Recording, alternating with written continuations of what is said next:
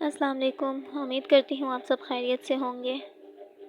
ایک ادیب کی بیوی نے اس سے کہا، آپ بہت کتابیں لکھتے ہیں، آج میرے لیے بھی کچھ لکھیں، پھر مانوں گی کہ واقعی آپ ادیب ہیں۔ میرا جادوئی گھر۔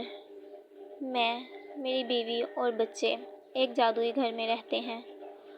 وہ اپنے کپڑے میلے کچیلے اتارتے ہیں جو اگلے ہی دن صاف ستھرے ہو جاتے ہیں۔ وہ اپنے جوتے اسکول اور آفس سے آتے ہی ادھر ادھر اتار دیتے ہیں، پھر اگلے دن صبح وہ پالش شدہ صاف جوتے پہن کر جاتے ہیں۔ ہر روز رات کو کوڑے والی باسکٹ کچرے سے بھری ہوتی ہے اور اگلے دن صبح سویرے ہی وہ خالی ہوتی ہے۔ میرے جادوئی گھر میں بچے کھیلتے ہوئے گند ڈالتے ہیں، لیکن اگلے ہی لمحے وہ صاف ستھرا ہو جاتا ہے اور ان کے کھیلوں کا سامان اپنے اپنے باکس میں ترتیب سے رکھ دیا جاتا ہے۔ ہر روز میرے جادوئی گھر میں میرے بچوں اور میری پسند کے مختلف کھانے بنتے ہیں۔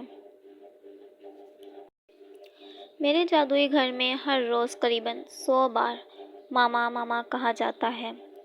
ماما ناخن تراش کہاں ہے؟ ماما میرا ہوم ورک مکمل کروائیں۔ ماما بھیا مجھے مار رہا ہے۔ ماما بابا جانی آ گئے۔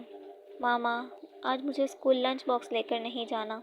ماما آج بریانی بنائیں۔ ماما آج مجھے چونٹی نہیں مل رہی۔ وہ ہر روز یہی لائن بنا کر چلتی ہیں۔ ماما مجھے سینڈوچ بنا کر دیں۔ ماما مجھے واش روم جانا ہے۔ ماما یہاں میری بک پڑی تھی اب نہیں ہے۔ رات سونے سے پہلے آخری لفظ ماما اور صبح اٹھتے ہی پہلا لفظ ماما میرے جادوئی گھر میں سننے کو ملتا ہے۔ یقیناً کبھی بھی کوئی اس جادو نما گھر کی طرف متوجہ نہیں ہوا ہوگا، حالانکہ یہ جادو نما گھر ہر کسی کے پاس ہے، اور نہ ہی کبھی کسی نے اس گھر کے جادوگر کا شکریہ ادا کیا ہوگا۔ ان جادوئی گھروں کا جادوگر کوئی اور نہیں بلکہ ہر بیوی اور ماں ہے جو اپنے اپنے گھروں میں ایسے جادو کرتی ہیں۔